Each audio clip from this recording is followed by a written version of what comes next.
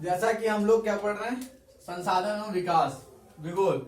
आप इसमें क्या होगा, बहुविकल्प के सारे क्वेश्चंस हो गए हैं। अब हमको क्या चाहिए, आपको कह रहा है अति लघुत्तरीय क्वेश्चन हम पढ़ रहे हैं, और ये जितने ये 4 से 5 क्वेश्चन है ये काफी इंपॉर्टेंट है। 2 नंबर वाले क्वेश्चन है अति लघुत्तरीय। देखिए पहला क्वेश्चन है मृदा अपरदन क्या है, 2 कार्ड लिखिए। देखिए मृदा अपरदन क्या है, अब इसमें है मृदा को उसके स्थान से उठाकर दूसरे स्थान पर ले जाना मृदा अपरदन कहलाता है। कहने का मतलब मिट्टी का कटाव, जो मिट्टी का कटाव होता है एक स्थान से क्या हो जाता है दूसरे स्थान पे चला जाता है। जैसे पानी, जब नदियां बढ़ती हैं, या आप भी पानी को क्या करते हैं, आप कहीं पे गिराइए, देखिए वहां पे क्या होता है, वहां की मिट्टी हटके कहीं और चली जाती है, वहां पे क्या होता है गड्ढा हो जाता है। इससे क्या, उसी को कहते हैं मृदा अपरदन, मतलब मिट्टी का कटाव एक स्थान से दूसरे स्थान पर होना। अब कह रहे हैं कि 2 कारण लिखिए, इसके क्या 2 कारण है, क्यों मृदा अपरदन सबसे तेज गति से होने लगी है। वनो उन्मूलन से मृदा अपरदन की गति तेज गति हो जाती है। अब देखिए आप अगर पौधों को काट देंगे, देखिए जहां पे पौधे होते हैं, उनके पेड़ पौधे जहां पे होंगे क्या होंगे, उनकी जड़ें होती हैं, और जड़ें क्या होती है काफी ज्यादा मिट्टियों को रोक के रखती हैं। जैसे यदि किसी के घर के आसपास आम का पेड़ हो, या बरगद का पेड़ हो, या पीपल का पेड़ हो, देखेंगे उनकी जड़ें बहुत दूर तक रहती हैं और वो मिट्टी को जल्दी निकलने नहीं देती हैं। तो क्या हो जाता है, अगर वो मिट्टी को क्या पकड़ रखी है, लेकिन आप पेड़ पौधों को काट देंगे तो क्या होगा, वो मिट्टी को पकड़ नहीं पाएंगे, और जब मिट्टी को पकड़ नहीं पाएंगे तो क्या होगा, मिट्टी का तीव्र गति से कटाव होगा, और जब कटाव होगा तो मतलब क्या होगा, मृदा का अपरदन, मतलब मिट्टी एक स्थान से दूसरे स्थान पर जाएगी। फिर नदियों में बाढ़ आने से बड़े पैमाने पर भूमि का कटाव होता है, ये तो आप जानते ही हैं। हमारा जो पूरा उत्तर प्रदेश, बिहार, लगभग कह सकते हो उत्तर भारत पूरी तरीके से क्या है, नदियों का मैदानी भाग है, जो पहाड़ी से क्या होता है मिट्टियों के लेके आती है, और हमारे मैदानी भागों में क्या बना है, उसी से होता है, मिट्टी के कटाव से बनता है। और मिट्टी का कटाव नदियों द्वारा ही, सब ज्यादा आपके उत्तरी मैदान जितनी है पूरी तरीके से नदियों के कटाव से ही बना है। फिर अगला आता है व्यक्तिगत संसाधन क्या है। देखिए व्यक्तिगत संसाधन का मतलब यहाँ पे है कि कोई भी सामान जो केवल आपका हो, जैसे अब ये मार्कर है, ये क्या है हमारा है। इसी तरह का आपके क्या है, घर जो होते हैं व्यक्तिगत होता है, किसी का एक घर होता है, लेकिन क्या स्कूल किसी एक व्यक्ति का है, नहीं है, वहां पे बहुत सारे लोग होते हैं। या सरकारी कोई चीज जैसे अस्पताल है, वो किसी एक का है, नहीं है, वो सार्वजनिक है। तो उसी तरह क्या कह रहे हैं, व्यक्तिगत संसाधन क्या है, जिन संसाधनों का स्वामित्व निजी व्यक्तियों के पास होता है उन्हें व्यक्तिगत संसाधन कहते हैं।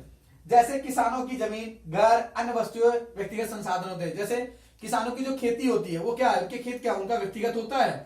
आपका घर क्या है, व्यक्तिगत हुआ। अन्य कुछ वस्तुएं, कपड़ा या फिर और चीजें क्या है, वो व्यक्तिगत संसाधन होते हैं। तो व्यक्तिगत संसाधन किसे कहते हैं, जिन संसाधनों पर स्वामित्व, जो मतलब स्वामित्व मतलब यहाँ पे क्या है, जिस पर अधिकार किसका हो, किसी एक व्यक्ति का हो, उसे क्या कहते हैं, व्यक्तिगत संसाधन कहते हैं। फिर आता है कि आप इसमें कौन कौन सी वस्तुएं आ गई, जमीन आ गया, घर आ गया, अन्य वस्तुएं, यहाँ बहुत सारी चीजें आ गई, तो उसे कहते हैं व्यक्तिगत संसाधन। अगला क्वेश्चन है भूमि निम्नीकरण क्या है, कोई 2 उत्तरदायी मानवीय कारण लिखिए। अब है पेड़ पौधों तथा फसलों की वृद्धि के लिए निम्नीकरण मतलब यहाँ जानते क्या है, कि उसकी जो खाद्य, जैसे जो प्राकृतिक रूप से हमें क्या मिला, हमारी मिट्टियां पहले क्या है, इसमें काफी ज्यादा ऊर्जाओं चीजें हैं, उर्वरक हैं, उनको क्या कर रहे हैं, पेड़ पौधों तथा फसलों की वृद्धि के लिए आवश्यक प्राकृतिक पोषक तत्वों की कमी होना ही भूमि का निम्नीकरण कहलाता है। देखिए आप यदि किसी भी चीज को एक समय में जितनी उपयोगिता है उससे ज्यादा उपयोग करेंगे तो क्या होगा, उसके पोषक तत्व सारे खत्म हो जाएंगे। जैसे आप देख रहे हैं पहले क्या होता था, एक सीजन में एक ही चीजों का उपयोग होता था। जैसे कहने का मतलब ठंडियों में मटर होना, गेहूं होना, इन चीजों का होना होता था। लेकिन अब क्या, आपको मटर पूरे साल मिलते हैं, ऐसे अन्य सब्जियां क्या आपको पूरे साल मिलते हैं। तो इससे क्या हो रहा है, एक चीज का उत्पादन काफी हर समय होने लगा है। और मिट्टी का क्या हो रहा है, लगातार खेत कभी खाली नहीं हो रहे। पहले क्या होता था, आप देखते थे कि धान हो जाने के बाद खेत कुछ दिन खाली रहता था, इसी तरह गेहूं हो जाने के बाद लगभग कुछ दिनों तक खेत खाली रहते थे।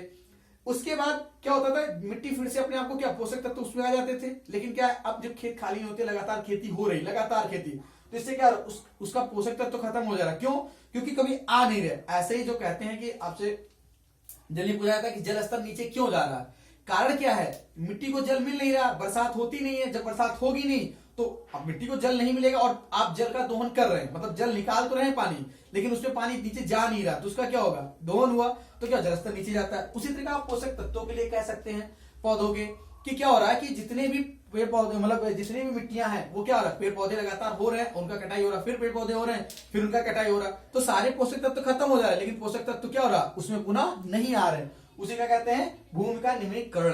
अब इसके कोई दो उत्तरदायी मानवीयकरण बताइए। इसमें क्या है, वनोन्मूलन, अति पशु चरण। देखिए यहाँ पे इसीलिए पेड़ और पौधे, वनोन्मूलन में क्या रहता है, पेड़, जितने पेड़ हैं उनको क्या हो रहा है, लगातार कटाई हो रहा है भाई, तो क्या हो गया, वनोन्मूलन उसमें आ गया। अब अति पशुचरण पौधों को, अब देखिए जितने भी छोटे छोटे पौधे होते हैं, आप देखते होंगे यूपी वाले तो खासकर अति पशुचरण से बहुत परेशान है। क्या होता है, किसान लोग अपने जितने भी धान गेहूं अन्य चीजें उत्पादन कर रहे हैं, उनको क्या होता है, पशु आते हैं रातों में खा जाते हैं, तो इससे क्या हो, फिर उसने खेती लगाया, फिर खा गए, तो क्या अति पशुचरण हो गया। ये दो प्रमुख कारण है आपके किसके, भूमि निम्नीकरण के। फिर अगला क्वेश्चन आता है, किन्हीं दो राज्यों के नाम लिखिए जहां पर काली मिट्टी पाई जाती है। देखिए आपको उन दो राज्यों के बारे में बताना है जो कहां, जहां पे काली मिट्टी पाई जाती है। कौन कौन से हैं, महाराष्ट्र और सौराष्ट्र। सौराष्ट्र कहां है, गुजरात में। सौराष्ट्र कहां है, गुजरात राज्य में। फिर आता है पुनः चक्रीय प्राकृतिक संसाधन किसे कहते हैं, किन्हीं दो के नाम लिखिए। पुनः चक्रीय मतलब क्या होता है, जिनका उपयोग हम बार बार कर सके। कहने का मतलब अगर एक बार आपने यूज किया, फिर उसको सही करके फिर किसी चीज में यूज कर लें, फिर उसको सही, मतलब कहने का मतलब एक ही चीज को कई बार कई रूपों में उपयोग कर लेना, उसे क्या कहते हैं, पुनः चक्रीय। मतलब जिन वस्तुओं को बार बार उपयोग कर सकते हैं उन्हें क्या कहते हैं, पुनः चक्रीय संसाधन। समझे, कहने का मतलब पुनः चक्रीय प्राकृतिक संसाधन किसे कहते हैं, जिन वस्तुओं का बार बार उपयोग कर सकते हैं उन्हें क्या कहते हैं, पुनः चक्रीय संसाधन। इसमें कौन कौन से आते हैं, जल और लोहा। देखिए पानी आप क्या कर सकते हैं, पानी का एक बार यूज किया कपड़ा धोने में, फिर उसका यूज कहीं और कर सकते हैं। मतलब आप पानी का कई बार कई तरीके से यूज कर सकते हैं। और लोहा क्या है, लोहे की एक वस्तु है, उसको पिघलाकर आप दूसरी वस्तु बना सकते हैं, फिर उसको पिघलाकर कोई और वस्तु बना सकते हैं, जो चीज की जरूरत है आप उस चीज को बना सकते हैं। तो आप इन 5 क्वेश्चनों को आसानी से याद करते हैं। एक बार हम रिविजन कर लेते हैं। मृदा अपरदन क्या है, 2 कार्य लिखिए। मृदा को उसके स्थान से उठाकर दूसरे स्थान पर ले जाना ही मृदा अपरदन कहलाता है। वनोन्मूलन से मृदा अपरदन की गति तेज गति हो जाती है। नदियों में बाढ़ आने से बड़े पैमाने पर भूमि का कटाव होता है। ये 2 प्रमुख कारण है और ये मोस्ट इंपॉर्टेंट क्वेश्चन है जो आपके आना लगभग इस चैप्टर से आएगा। व्यक्तिगत संसाधन क्या है, देखिए ये व्यक्तिगत संसाधन आप आसानी समझ सकते हो, जो चीजें हमारी हैं वो क्या होता है, व्यक्तिगत संसाधन। क्या, जिन साधनों पर स्वामित्व किसी निजी व्यक्ति का हो, मतलब कोई एक मालिक हो, उसे क्या कहते हैं, व्यक्तिगत संसाधन। उसमें कौन कौन से आते हैं, किसानों की जमीन, घर, अन्य वस्तुएं। ठीक, फिर आता है भूमि निम्नीकरण क्या है, कोई 2 उत्तरदायी मानवीय कार्य लिखिए। देखिए मानवीय कार्य मतलब मानव द्वारा किया गया कार्य या हम लोगों द्वारा किया गया कार्य। अब भूमि निम्नीकरण में 2 कार्य क्या है, वनोन्मूलन और अति पशुचरण।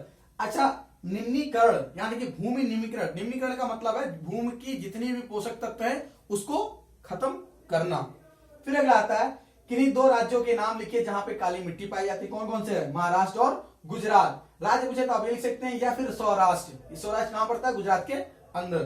फिर अगला है, पुनः चक्रीय प्राकृतिक संसाधन किसे कहते हैं, किन्हीं दो के नाम लिखिए। पुनः चक्रीय मतलब जिन वस्तुओं का हम बार बार उपयोग कर सके उन्हें क्या कहते हैं, पुनः चक्रीय। और कौन कौन से हैं, जल और लोहा। देखिए आपके बोर्ड पेपर के कुछ डेटे आ गए हैं, मतलब लगभग आपके प्री बोर्ड स्टार्ट हो जाएंगे, लगभग 15 से 20 फरवरी तक आपके हो जाएंगे। और देखिए जहां तक है फरवरी के लास्ट तक आपका क्या हो जाना है, बोर्ड पेपर आ जाना है। तो तैयारी करिए, मुश्किल से आपको ये 30 दिन के अंदर अच्छे से खत्म कर देंगे। आपका ये चैप्टर जो है, आपका ये पहला चैप्टर चल रहा है और इसका कल हो सकता है आपको इसकी लॉन्ग वीडियोज मिले। ठीक है, आज के लिए बस इतना ही। देखिए इसको 2-3 बार आप पढ़िए अच्छे से, तो आपको आसानी से याद हो जाएगा। चलिए फिर आज के लिए इतना ही।